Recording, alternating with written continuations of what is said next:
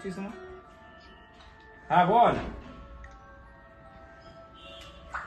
আচ্ছা কি বলিস রে?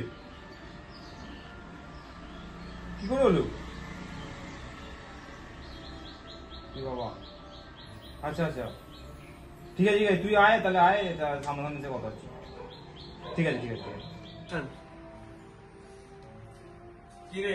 আরে হ্যাঁ অমিত বস, এই কি শুনলাম? আরে আর বলিস না, আমি খবর পেলাম যে অভিনয় মারা গেছে। কি করে হলো বলতো ব্যাপারটা?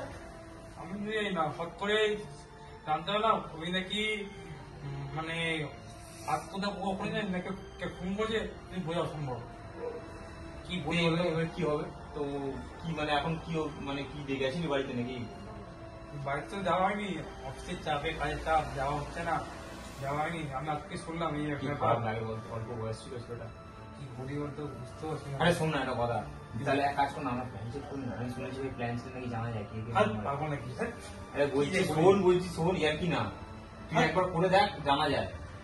কে কোনে প্ল্যান এখন? আরে আমার একটা পরিচিত দাদা আছে, নীলেশ দা বলে, ও পারে।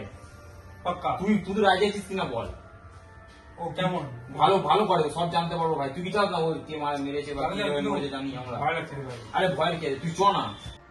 তাহলে বলছি চ। পাক্কা বলছিস তো? ঠিক করে বল। আরে কোনো অসুবিধা নেই, আমি দাদাটা ভালো করে, আমি ওকে ফোন করে নিচ্ছি। তুই চ আমার সাথে, বিশ্বাস কর, তাহলে জানতে পারবো আমরা। তোর বলছে আমি যাচ্ছি। হ্যাঁ ঠিক আছে চল। নীলেশ দা, নীলেশ দা, ও নীলেশ দা। কে? আরে আমি অতনু।